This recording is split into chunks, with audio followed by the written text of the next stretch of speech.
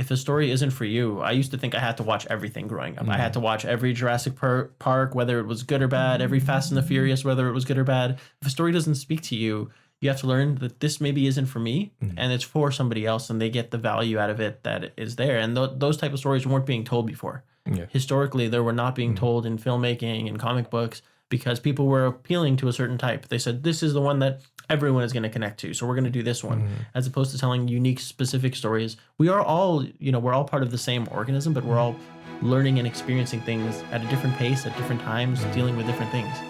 And it's what makes life so magical is trying to figure out how to connect and what stories speak to you. We all learn and become better people through storytelling.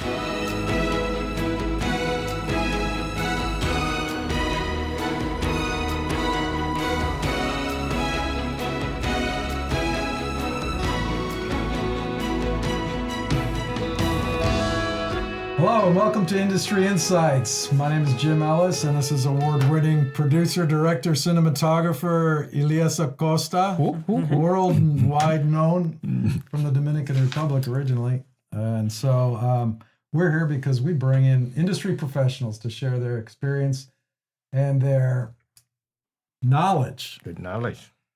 To the next generation of filmmakers. But before we introduce our first guest, we've got some news to introduce to you. We've got some news from the city of Vista. Elias and I have been working with them in order to promote the film industry in this city. And one of the things we've been talking about is to decrease the film permit.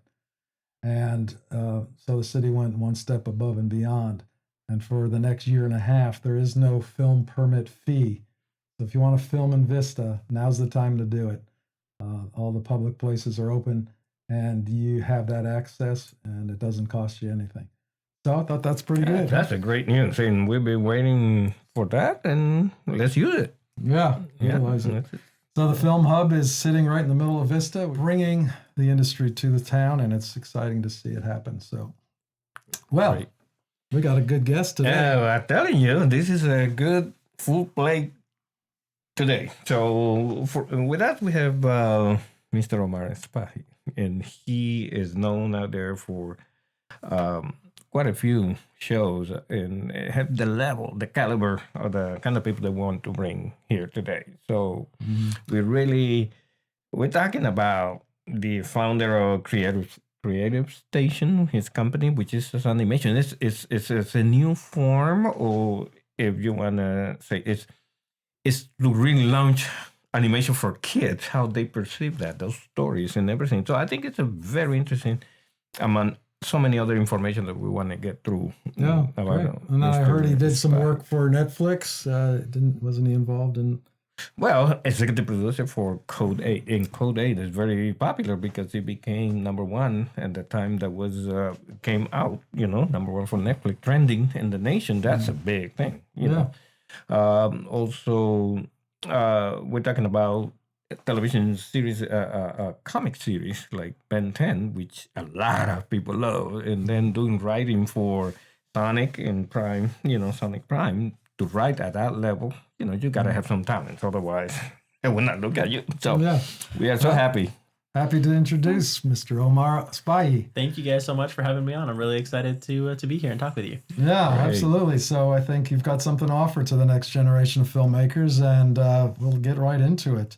So recently you had a baby boy, and you've already got a girl, and I understand that some of the motivation for your work is to bring entertainment to your own children. Absolutely. Well, I think I really believe that children are our future. Children, the next generation, to me, it's the future. If you've seen movies like, we're all inspired by movies like Children of Men. It's the movie where they take away the power to have children, and you realize it's a hopeless, desolate world. And children really bring in that hope, that future. Children can be the most difficult thing if you're trying to raise some and be there as a parent, but they can really bring so much joy and hope and purpose to your life. And that's really what drives me, is to create a better world for future generations through storytelling. That's awesome. That's great. Omar's a member here at the Film Hub, so we're excited to have him here. But what I wanted to find out is how you grew up, and it's a little bit about your early childhood, and maybe ascertain some of that information and how you got into this industry. I was told never do art, never do anything, be a doctor, lawyer, and of course you rebel against whatever your parents tell you. So I decided That's a good note to keep for yourself. Yeah, don't forget that. It is definitely a thing. And so I decided I want to make comic books. I found out I was out eating one time and I'm talking about different comic books we liked. And they talked about the creative teams. And this first time it kind of occurred to me, people make these things. You can go out there. And then that night I went home and I wrote a script. And I went online, I found what scripts looked like, I broke it down, and I found, found some really talented people to partner with and start my first comic book. And that's kind of how I started going down this path of making things. Well, that's so great because the imagination, that's the big thing. And Einstein said imagination was more important than knowledge. And sometimes people emphasize on knowledge, but they don't know how to apply it. So therefore it's like neutral, right? But then imagination, the applications of what things are already done, but you re-ensemble, repackage, and that's why cartoons and the animation series and everything, it takes you to a different world. Something in the imagination, and it could be good, it could be bad, it could be very tempting. But I think that's one of those things that we have to deal with as we go. Now, for you, why when you talk about writing for Sonic Prime, for example, how that came about? So I was working on a Image comic books. Image is the largest independent comic book company, period. They're the place where Walking Dead was going through. If you look at Spawn, Image Comics is one of my favorite comic book publishers, period. They've done such an amazing job of telling stories that people don't normally tell. And it's a place that was founded based on ownership of characters. If you look at like DC and Marvel, they don't own a lot of their characters. The creators don't own a lot of the characters. If you go and create Robin, or you go and you create any ancillary character, DC and Marvel own those characters. Exactly. With Image doesn't own a single IP. Image lets the creators own what they're doing. So as somebody who's a creative who wants to do that, it is the place to go. And it's really a dream come true for creators to have that place and to be able to connect with people and be able to have kind of free reign to tell those stories. So I was doing a book there called Getting It Together. And I was, posting on social media how much I enjoyed working on another show. And to me, I really, looking back, I'm like, that wasn't work. That was fun for me. I just had fun writing script. While I was writing the script, what I was doing is I was going on YouTube and I was watching old episodes of Looney Tunes. And so I'm like, this is work for me. I get to go and watch cartoons I grew up loving and draw inspiration from them. And so I drew this inspiration from this and I posted on social media. And I think a friend of mine saw it and he said, hey, we're working on this new show with Sonic the Hedgehog. Are you available to write for it? And I said, absolutely. I've loved Sonic since I was a kid. I've played, all the games. And so for me, it's just kind of a dream come true. He just calls and says, hey, listen, we're doing a writer's room. Are you available 2 weeks from now? Wow. Great. And off to the races. Wow, that's awesome. What is the story behind Ben 10? So I have some really wonderful friends of mine over at Man of Action who created Ben 10. They all four of them are incredibly talented comic book makers. So Stephen T. Siegel, Joe Kelly, Duncan Rouleau, and Joe Casey, the four of them came together to create a company called Man of Action. And they all went in and pitched Ben 10 as a show, and they went on to become the creators of that show. And so one day I was talking to Steve Siegel. He was the only person at the Image Expo doing a book for kids. All the books seemed to be getting darker and more adult. And Steve was the only one there doing something for kids. And I thought, wow, that's so cool to be able to take this medium that's really has an audience for adults and really try to make something that speaks to a younger audience. And so I started talking with him and he invited me. He said, hey, let's go come to the spa and hang out. And from there, he really has taken on a wonderful friend and mentorship role with me. And I've learned so much from him. He really has helped guide where I am now in life. That's so good. So you wrote a few episodes for Sonic. Correct. And for Ben 10. What's it like writing for an intellectual property that's already established? I think it's really important to understand it. Like, you want to understand what the rules are.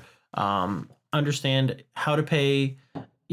Not everyone is going to have be able to do what exactly you want to do. People kind of think, oh, you have free reign to do whatever you want within an episode.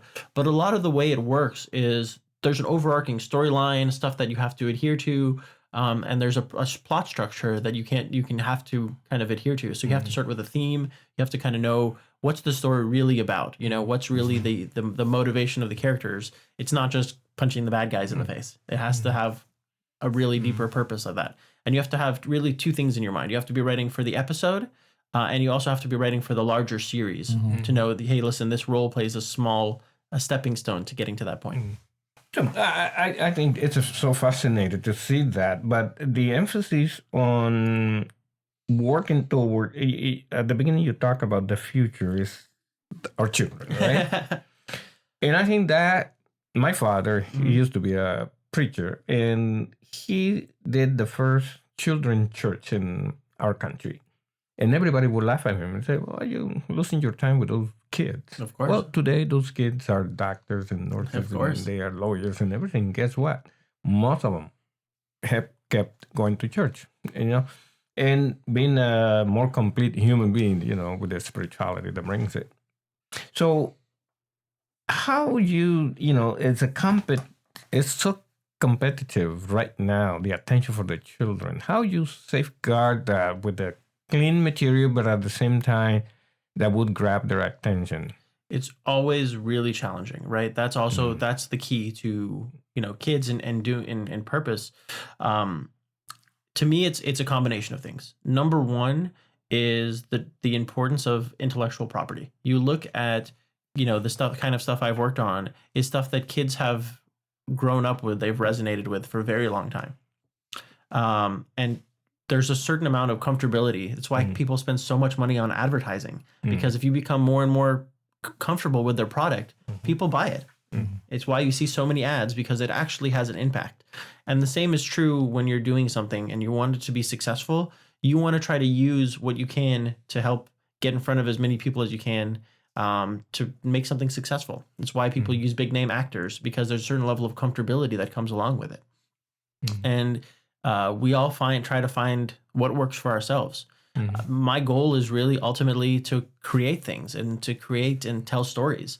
But I think it doesn't happen by itself. It doesn't happen in a bubble. You also, there's part of your life where you have to play with other people's stories, and you have to be able to go and create your own toys and have other people play with them too. And that's really how my vision for growth is. And hopefully it continues to grow. Yeah.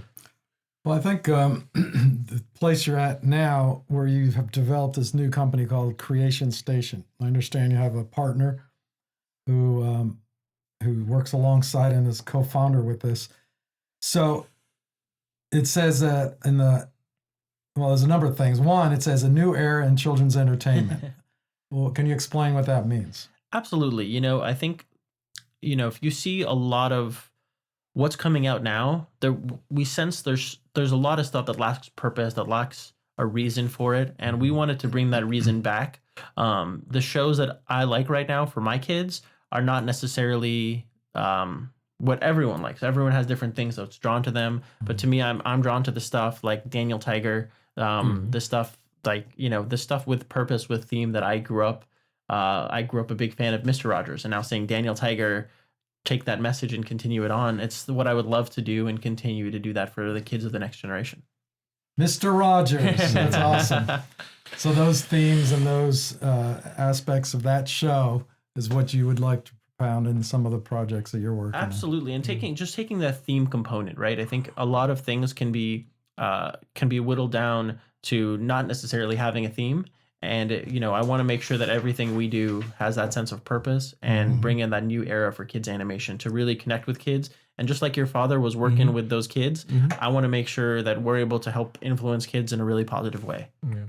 That's good. And this is another concern that comes as you come to rescue some, content value, is the pressure that is right now on the Hollywood culture concerning what is right, what's wrong, what is included, not included. Now, you're going to be, if you decided to go clear cut, clean. They may be some producers that would not like that. They say, well, you had to have more representative or what's that there. How you see those lines being crossed or not crossed? It's a very interesting time. I think it's a time that's been long overdue throughout history of filmmaking and animation. It's a time for inclusion and people to be heard. I feel like there's been a lot of time where people were judged based on race or anything like that. And I think now's a time where, as a society, we're making really strong strides to break some of those barriers. And I think it's a time that it's been needed for a very long time. I think that it's a really powerful and important time. And, it's time to take steps forward and hopefully make the world better, to have different storytellings that hopefully speak to everyone. If a story isn't for you, I used to think I had to watch everything growing up. I had to watch every Jurassic Park, whether it was good or bad, every Fast and the Furious, whether it was good or bad. If a story doesn't speak to you, you have to learn that this maybe isn't for me and it's for somebody else, and they get the value out of it that is there. And those type of stories weren't being told before. Historically, they were not being told in filmmaking and comic books, because people were appealing to a certain type. They said, this is the one that everyone is going to connect to, so we're going to do this one, as opposed to telling unique, specific stories. We are all, we're all part of the same organism, but we're all learning and experiencing things at a different pace, at different times, dealing with different things. And it's what makes life so magical, is trying to figure out how to connect and what stories speak to you. We all learn and become better people through storytelling. Right. And that's exactly what a story is. A person getting from one area to another area in his life, which is an improvement. And so it's always been a mainstay, I think, of history, is storytelling, and exactly for that reason, because mankind can better himself, right? And so with Creation Station, now you have the ability to produce your own characters, to own your own property. So now what do you do to make that profitable? Well, for a very long time, we weren't. We started off two guys, like almost in a garage in a basement. We were just two people who wanted to tell stories. How did you meet Dylan? We went to high school together. Oh, wow. Now you grew up in San Diego? In Santa Monica. I grew up in Santa Monica in LA. And his dad was showrunner for a show called NCIS Los Angeles. He was a what? Oh, yeah. His dad was the showrunner. Oh, okay. So he was working on that show for several years. And I was working on making comic books and animation. And Dylan is just so incredibly talented. He has so many great ideas. He's so great at execution. And I was like, hey, why don't we do this thing together? We know each other. We love each other. We trust each other. Let's embark on this journey together. And we came up with the idea to form a company and to do it right. And so for me, that means, we were coming up with ideas in a small space for a very long time, but it wasn't taken off. It wasn't going anywhere. And one day we kind of just said, okay, well, what if we start a real company and go through the motions? And so we started to look for all the different conferences.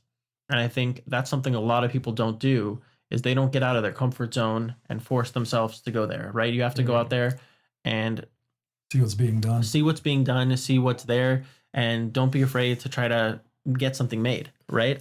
And so for us, I'm a big proponent of energy. And, it may sound spiritual, but I think that when you put in hard work, it doesn't always pay off in the way that you imagine it pays off, but sometimes it brings in a success in a way you may not have experienced. Right.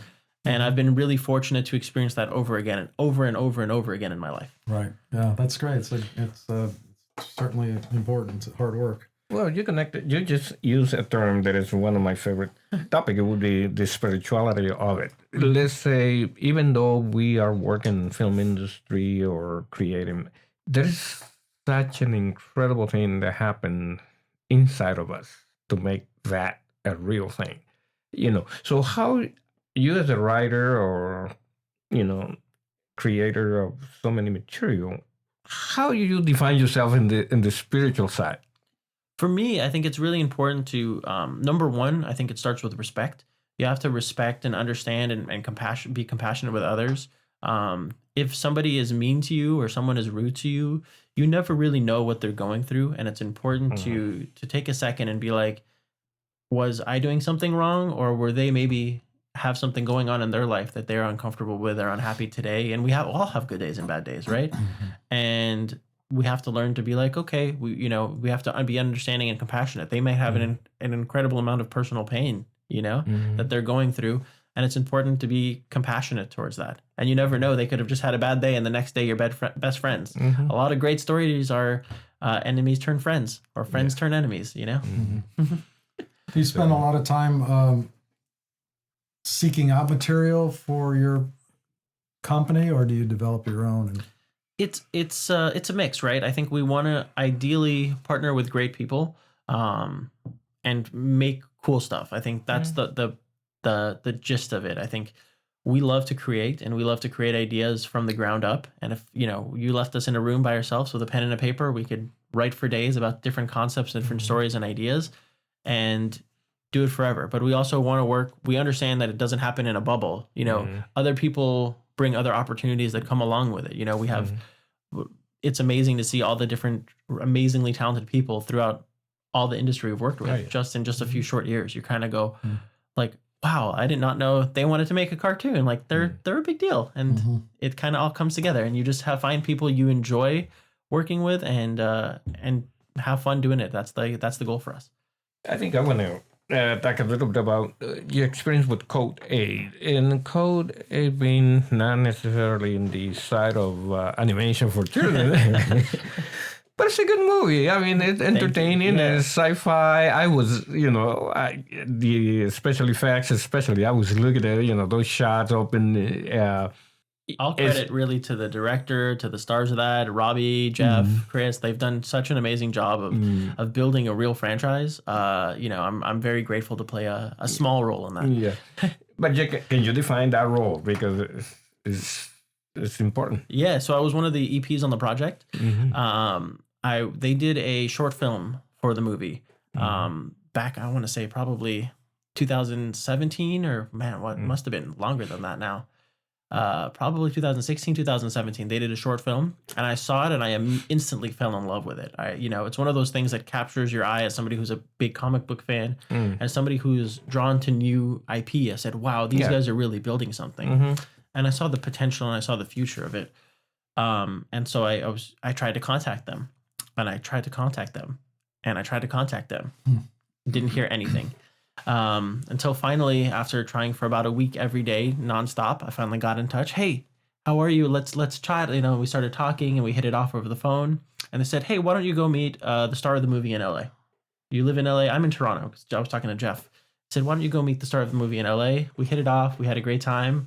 And just like you two became fast friends, like we became fast friends, and we just wanted to make something great together, and very happy with how it all kind of came together. That's great. That's very good. Yeah. So what's next on all of that? We're for us, it's always this I'm really enjoying right now what we're doing with Hello Neighbor. We're doing Hello Neighbor, the animated series. Yes. And so we're really liking making video game content come to life with what we've done with Sonic, what we've done with Hello Neighbor. I'd love to continue to stay in that space, because for so long there's been a kind of a negative stigma that video game content is negative.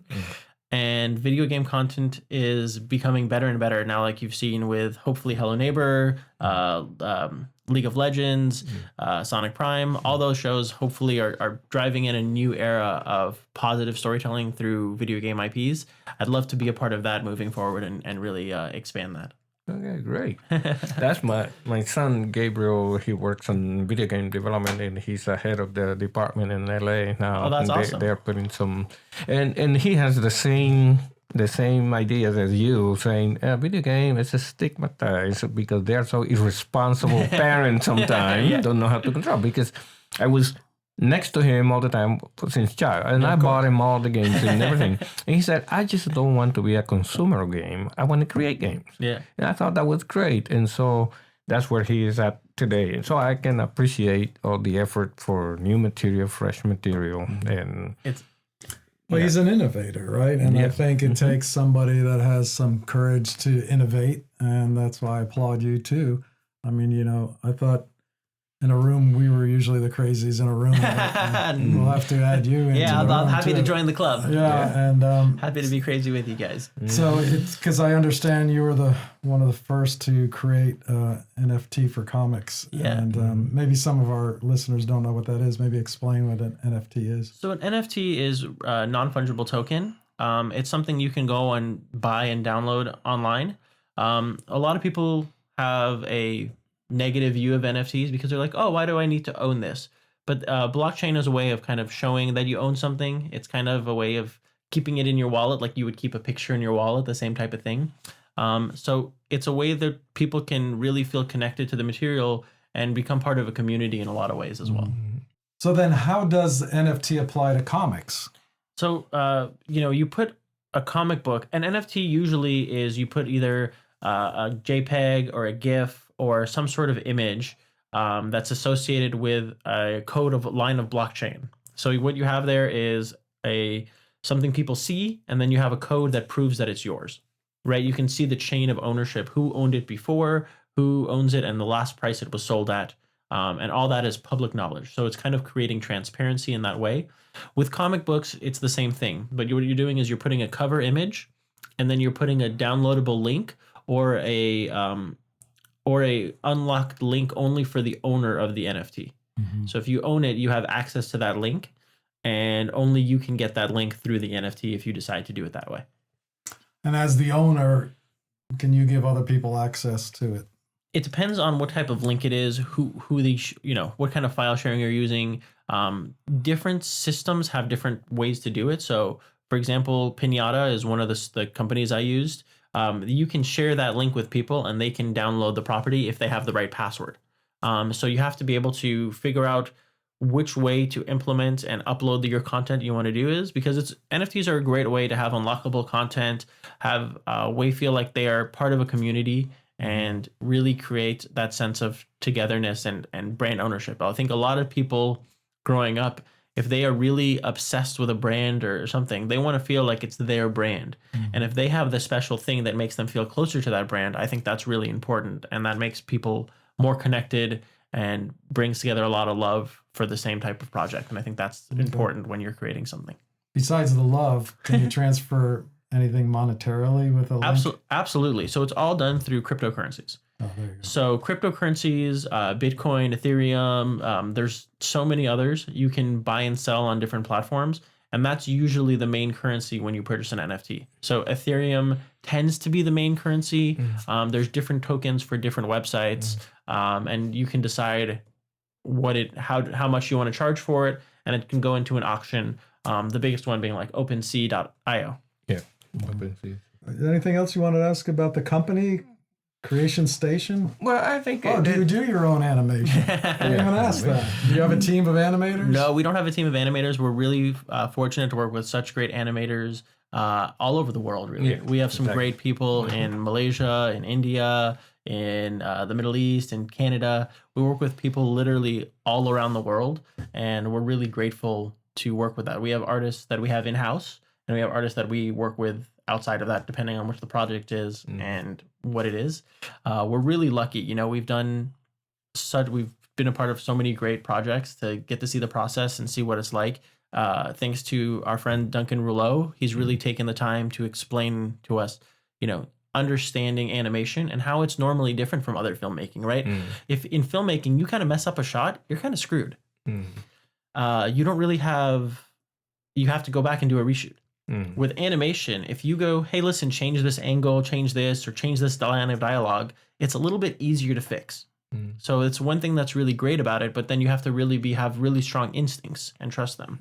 And Duncan has been really instrumental in teaching to trust those instincts and say, hey, think about that movie you saw. Don't make the shot boring, make the shot exciting. Have you tried, you're a cinematographer. Have you tried moving the camera in this weird location? Do it for the shot from under, from above, from over on this angle, as opposed to looking straight on. So finding out kind of that way to tell storytelling is also really fun and exciting, So you guys are pretty much the directors, and then you give the script to these animators wherever they are, And they follow your script and your direction, camera angles and such. Yeah, usually that stuff is happening for us right now more in notes than it is in script, right? The script is about kind of telling the animators what to draw and trusting them, and it's a collaborative process. The animators have done an amazing job across the board. And it's about kind of just working to get to what you had envisioned more closely. Find that happy middle ground. And you know what? A lot of the times what I had envisioned is not as good as what the animators have done. Right. So it's about trusting that process and learning it, you know. Well, that's great. Give them the opportunity to run with it. something to Exactly. Right, you know, right? Just like an actor. Exactly. You know, and I think that's awesome. So one thing that I thought would be interesting is find out how you do distribute your material for your new company. So we go to a lot of conferences and we start talking to people, right? So we go to the big ones for us have been MIPCOM, Kidscreen, Annecy. In animation, those are the great places to go. If you're a filmmaker, AFM, going to places where people are doing more independent stuff is great. And you're getting other network connections while you go, finding people to go there. Ideally, if you have a sample or something to show, you can go there to find financiers, you can go there to find distribution and get the word out there. So ideally is I've always wanted to do stuff at the highest quality, the highest level, so that we can attract and build to get to the top tier talents. That's really, and top tier distribution with the biggest streamers right now has really been our focus. So then you first go to streamers and then there's YouTube's available. Correct. Yeah. So we go and what we'll do is we'll do first window with somebody like Netflix, Hulu, and then after that window period is up, then it can go to the open market. But during that first window period, they only buy it for certain regions. Sometimes they do worldwide rights, and sometimes they do only certain region rights. And so you have to say, hey, listen, we want to sell it to you worldwide rights, but we keep the IP, or you keep the IP, depending on what the deal is. And you have to negotiate all those things, and then you have to figure out what percentage of what's the amount for that and what the world is. A lot of these companies have amounts that they're willing to pay through acquisitions, and you go, hey, listen, for this budget, this is what they pay. This is how it normally works. And so, you know, you do your negotiating, your lawyering. This is why you want to pay more. This is why you want to pay less. And you go from there. And a lot of this is based on finished content, and sometimes it's in the process. In development, have you shown some of this guy something that is in development? How successful would that be? It's harder with development, right? Because development, if you're not going through acquisitions, development is really a place where a lot of projects go to get stuck. You know, really about 4% of stuff from what I've heard is the stuff that goes through. So if you're looking at 25 projects, one of them is going to go through. And if you're doing that one project a year or one project every 6 months, it's going to take you forever to really get in the door that way. So for us, I'd rather try to break down the door and be passionate about it and figure out how to make great content and look at it in the long term. For me, I really visualize owning movies in the long term is a great long-term play to be successful. Yeah. Well, I think... Okay. Yeah, but I don't know if we have more time, but there's one more thing that we have to deal with. No, two more. But go ahead. Two more. Okay. And technology. We are in the greatest moment ever in history with the access to technology for everyone, right? And so I really follow that very closely. I have tons of those new AI programs in my computer. I play. I keep doing things. But here we go. We're talking about an artist who really earned his way to create things. And all of a sudden, here comes somebody just type something in and recreate, you know. And it is good. It looked good. Yeah. But is it, the question always been, is that art, or is that really the same place that where an artist like you has been? Or how we do. And the other thing is about how ethical, unethical, because all the research the computer do to create the image is really borrowing images from somebody else, right? Yeah. In a sense, and then combine it together. It's a really difficult question, you know, because if you're taking away people's livelihood and you're hurting people's way they survive, it can be really disheartening and really sad to see that, you know, if you have somebody who's spend months working on a project, doing storyboards, doing, you know, hour by hour to try to get something, it's disheartening as somebody who's a creator to be like, oh, wow, you can just type in somebody's name and they can steal your style and put it on the type of images you want to put it on. Exactly. And so with that, it's a very, it's very disheartening to see that, and I worry for a lot of the people who are there. So from that aspect, I really am like, we have to protect our artists. We have to really incentivize our artists with hopefully a bigger share of, I'm a really big proponent of including people's work with the percentages that they get. To me, it's important. We want to see that happen more and more throughout the industry. We want to make people hopefully get more and more upside on the back end as well, to incentivize them to work on cooler projects. I would love to see that throughout the industry. Well, Guillermo del Toro, he was so mad at the whole AI community because, when he did Pinocchio, and some artists went up there and said, oh, I can do that real quick. And he did a few frames in a video of Pinocchio and AI. So, and he was interviewed. He was really mad at it. They say that shouldn't be permitted. Well, technology is coming in a way that is opened up. Now that you have OpenAI, with ChatGPT, you can do so many crazy things. We had to formulate, how do we really capture that in a way that it's not be a big conflict between communities, but rather a complement? Is that possible? I think there is a way to happen. I don't have the answers yet. I don't know what it is. I think number one is creating a system, because I think as long as everyone's kind of getting taken care of, whether it's kind of on a royalty basis or something like that, if you type in a specific term and if you type in somebody's name, they should have a percentage of that. I'm sure a lot of artists would be for that, right? If you were like, hey, listen, you type in, Jim Lee, who was a phenomenal X-Men artist and DC Comics artist. If you type in his name and his style and do this in that style, and he got to check every time that, he might be more incentivized to let something like that go, because I think that to me is where it can become a gray area, right? If people are taking other people's work and reutilizing it for free, I think that's where the problem is, and that's where a lot of people feel like they're getting taken advantage of, and nobody wants that feeling of that they're getting taken advantage of. Right. There's a way to work together. I mean, the musicians did it in the 60s in Laurel Canyon, right? They all shared riffs with one another. Yeah, exactly. And they all helped and inspired one another. I think that's kind of the, Film Hub does that. Instead of compete, they collaborate. Absolutely. And inspire one another. And I think, that's a general way to say it, but it can be done. I think it can be But I done. think there's a major change coming. And it's already here. And I think that's where, in our mind, we have to think, okay, how with that major change, Web3 is in, which really create a lot of independence for you, because you don't have to rely on Google. You can create your own. And so there's a lot of huge things changing as we go. What I see, and what I would like to hear from an artist like you is like, adopting, are you into your vision to adopt some of this technology, or you wanted to keep it more of a traditional? For us right now, we're not really looking at that aspect of it. We've done it traditionally in the past. We haven't really used AI technologies, and we don't really plan to. We really like the way things are going.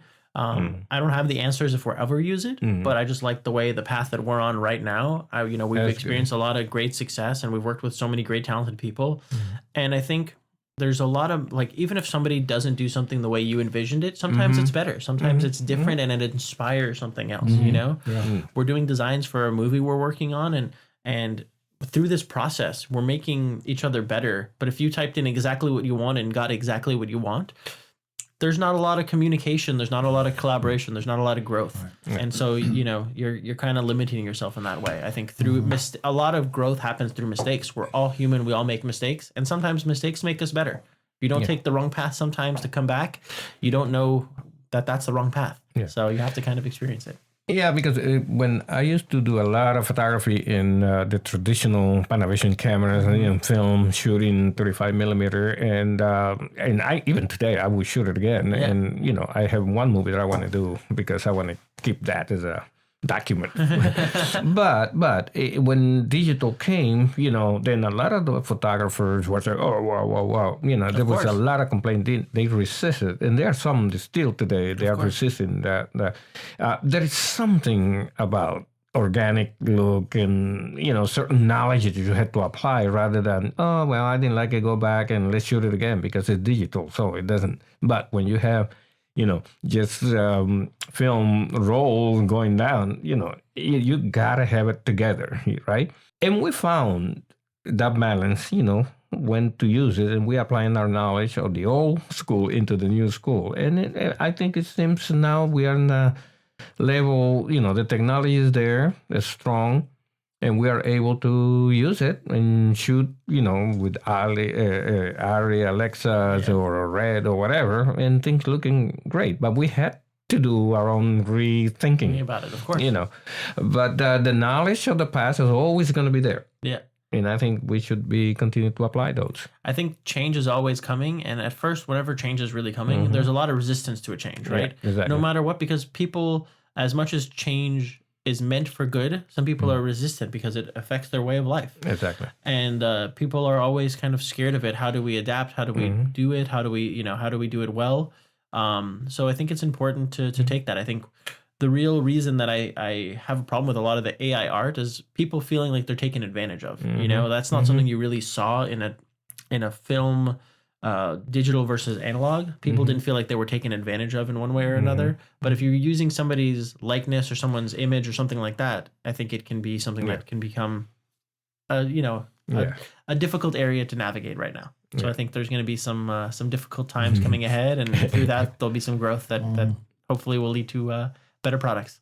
Well, some great wisdom there. So, thanks for joining us today. It's been an absolute pleasure to come on and chat with you both. To learn, for our audience to learn more about your work and where to find out what you're doing next, where do they go? You can check us out you can find me on Twitter at Omar Spahi, or you could go to creationstation.tv and check out our website. Okay, well, great. I hope you learned something today that you can apply. And I think what I gathered a little bit of was that passion. If you have a passion for something, the doors are going to open. And I see, again, with his life, he had a passion to do this, and the people were there, the opportunities were there, everything fell into place. So, keep yourself excited about your projects, and you'll start seeing things happen. So, yeah, I think I would like to hear a message from Omar to those students and young people that want to be artists and they're trying to. Well, I think the most important thing is the number. I've had a few different days where I felt like this wasn't for me. I've worked on such amazing shows and things, and there's still days I wake up and I'm like, I'm never going to work again. Everything I've done is, you have imposter syndrome. You think you're never going to be able to make it, but you persevere and you continue to put one foot forward, go out there, try to be comfortable being uncomfortable, because there's some days where I felt like I was never going to do what I'm doing now. And if I felt that sense of success all the time, no one feels that. It's always a stepping stone to a stepping stone to a stepping stone to kind of figure out what it is and figuring out how to be that. So don't give up, keep persevering, keep fighting on, even when you some days are like, it's not working, nothing's working. I'm never going to get that show made. I'm never going to get that movie made. Get out of bed, make it happen, because it'll happen if you put in the effort. People want to believe in something, and they want to get stuff made that they're passionate about. And that does happen if you believe in yourself. Awesome. Great. Good stuff. Right on, believing. Good. Well, for more information on the Film Hub, be sure to follow us on Instagram at the Film Hub Inc. and to visit our website at thefilmhubinc.com. Till next time, see you at Industry Insights. The Film Hub. Inspire the creative. Ignite the world.